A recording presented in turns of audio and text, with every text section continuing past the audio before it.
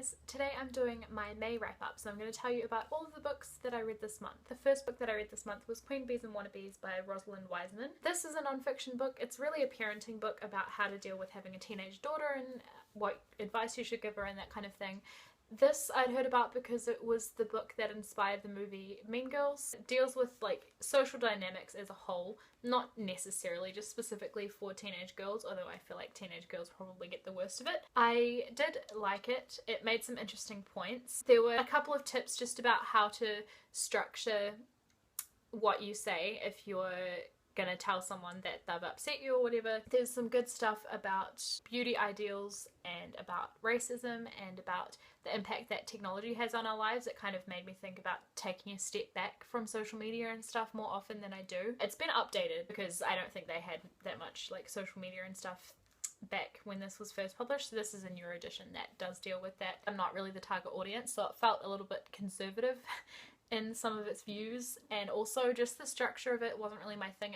Even though it's like divided into chapters on different topics, it felt kind of a little bit all over the place to me. It wasn't as structured as I would like in a non-fiction book. Good reading if it's a subject that you're interested in, and it does make some really interesting and really good points. I gave that 3 out of 5 stars. The second book that I read this month was Attachments by Rainbow Rowell. I loved this book. I gave it 5 out of 5 stars, and I have a full review of it which I will link down below if you want to hear more of my thoughts on this.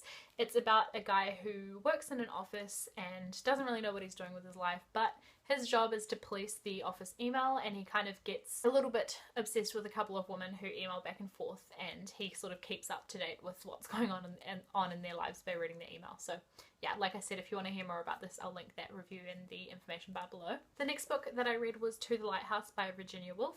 This is a book that I'm going to have to read later this year for uni, so I just wanted to give it a quick read early so that I have like a fair idea of what it's about and stuff, so that I don't have to rush to read it at the same time as like trying to analyze it. It wasn't anything that I'm used to. Like the writing style took quite a few pages to get used to and to start enjoying it. It's kind of written in a stream of consciousness, so it doesn't really have much of a plot. It's kind of just a stream of consciousness from different characters. It moves fluidly from character to character as well, which is very confusing to begin with because sometimes like mid-line it would change to someone else's point of view. It's told in third person though, and so it's all of their observations about other people and about themselves. I enjoyed it for that. I really like books that are kind of observational and a little bit philosophical rather than having a really distinctive plot. So if that's something that you think you'd be interested in, I totally recommend picking this up. I can't wait to learn more about it and to analyze it further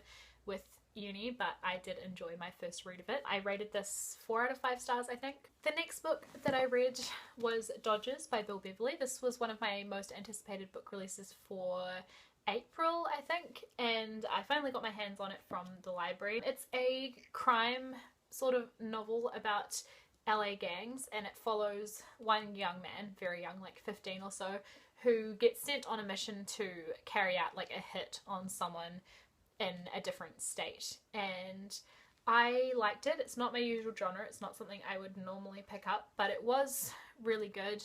The writing style was great, and there was one particular moment where the author stops using personal pronouns.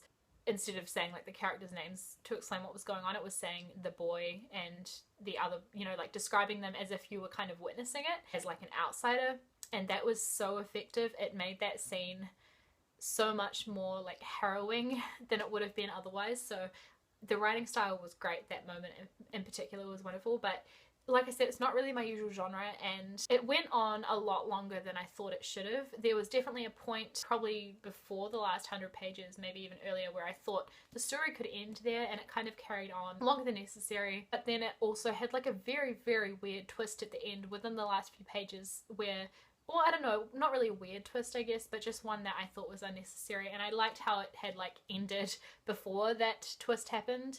So I wish it kind of had have just left a bit more to the imagination rather than being so specific about the ending and having this like crazy twist at the end. I didn't think that was necessary because I really liked where it had gone up until that point. That's my thoughts on this book, but if you like a bit of crime, I recommend you pick this one up. I think I rated it 3 out of 5 stars. The next books I read were all Harry Potter rereads. So I reread Harry Potter and the Half-Blood Prince. This is one of my favourite Harry Potter books. I love them all, but this is up there with my top 2 favourites along with Prisoner of Azkaban. Really liked rereading it. I love all of the Felix Felicis stuff and the love potion stuff, and obviously it gets very sad at the end, but I really enjoyed rereading this one. I then moved on and reread Harry Potter and the Deathly Hallows. I think I might have only read it twice in the past, so this is probably one of my least reread of the Harry Potter books. So I really enjoyed rereading it this time because I picked up on so much detail that I'd forgotten about, and I forgot how detailed everything that like weaves together in this story is. Like every little thing is covered and I love it. So things that I completely forgot about because I've seen the movies more times than I've read the books, just because that doesn't take as much time. I forgot about Kreacher having his little story arc. So Kreacher's the house elf that lives in Sirius's house that Harry inherits, and I forgot that because Kreacher in the movies is pretty much horrible the whole way through, in this book he starts to really like Harry, and he has like a little story arc where he ends up being like quite happy, and I really liked that. I wish they had have put that into the movie. The other thing I forgot was that Harry gets made godfather to Lupin and Tonks's son. That's really sweet as well. And yeah, I really enjoyed my reread of this. So then I moved on and reread Fantastic Beasts and Where to Find Them and Quidditch Through the Ages. I think I'd only read these once before when I was like very young. This one has a birthday message to my brother written in it by my parents, and he got this for his 10th birthday, so I would have been 8 when I read this, and then maybe around the same time when I read this one. I'm not sure if they came out at the same time. These were fun little rereads. I like hearing about all the different creatures. It was very cool, and just a little bit of history. Wizarding history. Same with this one, it's got a little bit of wizarding history in there, and it just amazes me. It never ceases to amaze me how detailed J.K. Rowling is with her world that she's created. It's amazing, and I can't wait for the Fantastic Beasts and Where to Find the movie. I want to find out more about Newt Scamander and his adventures, so I'm really excited about that. By the way, I've been wanting to purchase for myself, because like I said, these are my brothers, Fantastic Beasts and Where to Find Them, Quidditch Through the Ages, and The Tales of Beedle the Bard, but there used to be like a 3-pack trilogy thing that was available, but it's no longer the 3. They only seem to be doing Quidditch Through the Ages and The Tales of Beedle the Bard and Fantastic Beasts and Where to Find Them. I don't know if they've like taken it off shelves because they're going to release a new one in honor of the movie or something. I'm not sure, but I'm finding it really hard to find. So I've seen it on Book Depository, but I don't want to order off Book Depository because they don't do tracking, and packages that aren't tracked tend to not make it to my house ever. So I really need to know somewhere you can get it, either where I can go into a store and buy it in New Zealand, or where I can order it online with tracking.